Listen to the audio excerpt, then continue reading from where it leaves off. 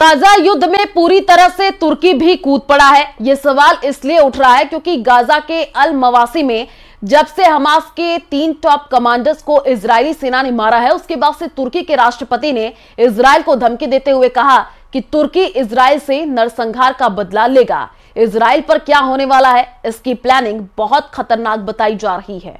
देखिए रिपोर्ट।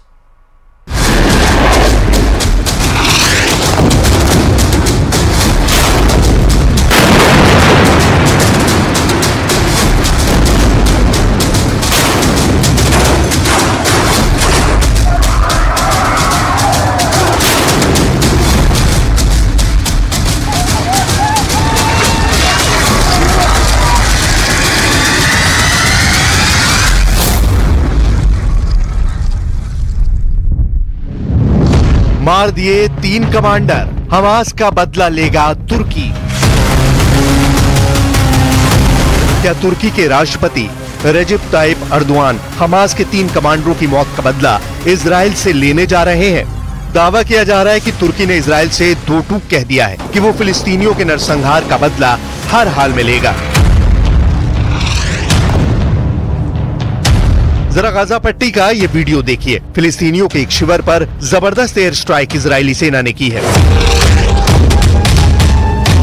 इस 8 सेकंड के वीडियो में साफ देखा जा सकता है कि कुछ लोग तंबू वाले शिविर में अंदर की ओर जा रहे हैं। तभी एक मिसाइल उनके ऊपर आकर गिरती है और मौके पर मौजूद हमास के लड़ाके मारे जाते हैं। हम आपको एनिमेशन के जरिए पूरी खबर समझा देते हैं। क्यों तुर्की हमास के कमांडरों के मारे जाने से नाराज है और इजराइल ने कैसे हमास के 3 कमांडरों को मार डाला है। अब आप हमास के उन 3 कमांडरों के नाम भी जान लीजिए जिनके मारे जाने से तुर्की बुरी तरह से बदला लेने पर उतारू हो गया है।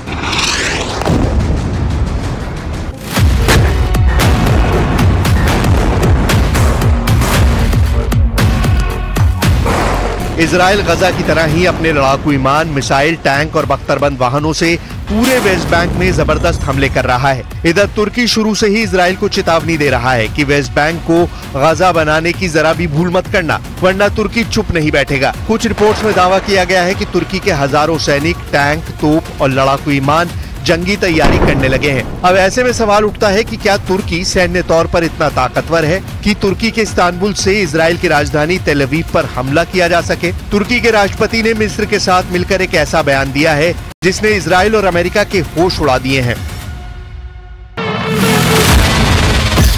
तुर्की के राष्ट्रपति रेजिप ताइप अर्दोआन का ये बयान कई मायनों में हैरान करने वाला है। अभी तक नेटो देश तुर्की को लगता था कि अमेरिका इजरायली हमलों को रोकने के लिए कुछ न कुछ जरूर करेगा, लेकिन अमेरिका ने उस वक्त अपना असली चेहरा तुर्की को दिखा दिया जब अमेरिकी राष्ट्रपति जो बाइडेन ने दो टूक कह दिया। वेस्ट बैंक पे इजरायली हमले में मारी गई तुर्की अमेरिकी महिला आयसेनूर अगजी ईगी की मौत महज एक इत्तेफाक है। वो गलती से हमले की जद में आ गई। यानी अमेरिका और तुर्की की दोहरी नागरिकता रखने वाली महिला अगजी ईगी की मौत पर राष्ट्रपति बाइडेन ने इजराइल को ही क्लीन चिट दे दी। What's your reaction, sir, to the killing of the Israeli admission that they probably killed the Turkish activist in the West Bank? Finding more detail, apparently it was an accident, ricocheted off the ground, and it got hit by accident. But I'm working that out now.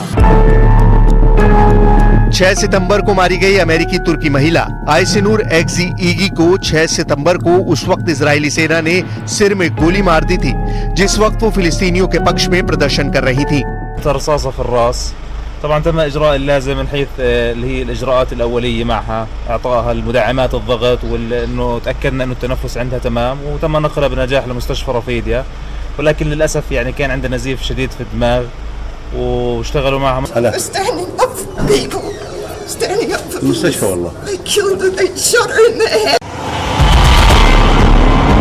Israel के खूंखार हमलों पर America के दोहरे मापदंड को देखकर ही तुर्की अब इजराइल के खिलाफ खुलकर जंग के मैदान में कूद पड़ा है। कुछ रिपोर्ट्स में दावा किया गया है कि तुर्की के हजारों सैनिक, टैंक, तोप और लड़ाकू विमान जंगी तैयारी करने लगे हैं। अब ऐसे में सवाल उठता है कि क्या तुर्की सैन्य तौर पर इतना ताकतवर है कि तुर्की के इस्तांबुल से इजराइल की राजधानी तेल अवीव पर हमला कर सकता है? जानकारों के मुताबिक इजराइल के तेल अवीव से तुर्की के इस्तांबुल की दूरी लगभग 1200 किलोमीटर है। इतनी दूरी तक तुर्की आसमान से इजराइल पर अपने घातक TB2 ड्रोन, फाइटर जेट और मिसाइलों से हमले कर सकता है। पहले आप ये जान लीजिए कि तुर्की और इजराइल की सैन्य ताकत में कौन बाजी मार रहा है।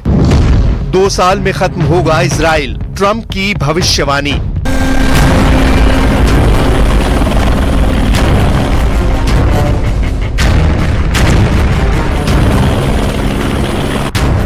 आंकड़ों को देखकर साफ कहा जा सकता है कि इजराइल की तुलना में तुर्की सैन्य लिहाज से जरा भी कमजोर नहीं है। इस वक्त तुर्की मिस्र, ईरान, लेबनान और सीरिया जैसे देशों को एकजुट करने में लगा है। उधर रूस के राष्ट्रपति पुतिन और तुर्की के राष्ट्रपति अर्दोआन गाजा, लेबनान और सीरिया पर हो रहे इजरायली हमलों को लेकर कई गुप्त प्लान बना चुके हैं। दावा तो यहाँ तक किया गया है कि नेटो के कई देशों को पुतिन ने अपनी तरफ मिला लिया है। पुतिन के इस मिशन को पूरा करने में तुर्की का भी बड़ा हाथ माना जा रहा है। नेटो देश होने के बावजूद तुर्की के संबंध रूस से जबरदस्त हैं। यही वजह है कि तुर्की रूस के इशारे पर इजराइल को गंभीर चेतावनी देने लगा है। 41,000 के करीब अब तक फिलिस्तीनी मारे जा चुके हैं। आप इसी से अंदाजा लगा सकते हैं कि इस वक्त अमेरिका में राष्ट्रपति चुनाव में गजा युद्ध और पूरे मिडिल ईस्ट को लेकर पूर्व राष्ट्रपति डोनाल्ड ट्रंप और वर्तमान में अमेरिका की उपराष्ट्रपति कमला हैरिस के बीच भयंकर जुबानी जंग चल रही है। ट्रंप ने तो 2 टूक कह दिया है। कमला हैरिस इजराइल से नफरत करती हैं और अगर कमला हैरिस राष्ट्रपति का चुनाव जीत गई तो 2 साल में इजराइल का वजूद खत्म हो जाएगा। पब्लिक डिबेट में ट्रंप का ये हैरान करने वाला बयान इजराइल के लिए गंभीर खतरे की घंटी है। But when she mentions about Israel, all of a sudden she hates Israel. She wouldn't even meet with Netanyahu when he went to Congress to make a very important speech. She refused to be there because she was at a sorority party of hers. She wanted to go to the sorority party. She hates Israel. If she's president, I believe that Israel will not exist within 2 years from now. And I've been pretty good at predictions, and I hope I'm wrong about that one. She hates Israel. Trump के बयान से आप अंदाजा लगा सकते हैं कि Israel गजा युद्ध में बुरी तरह से फंस गया है। अब तो नेटो देश तुर्की भी इजराइल से 2-2 हाथ करने को तैयार है। अब ऐसे हालात में भी इजरायली सेना गजा से लेकर वेस्ट बैंक तक ताबड़तोड़ हमले कर रही है। इधर खबरें ये भी आ रही हैं कि नेतन्याहू ने अपने टॉप कमांडरों को साफ समझा दिया है कि अगर हम सीज फायर करते हैं तो दोबारा जिंदा और अपनी ताकत हासिल करने का मौका मिल जाएगा। इसीलिए इजरायली सेना ने पिछले 8 दिनों से गजा और वेस्ट बैंक में हमले तेज कर दिए हैं।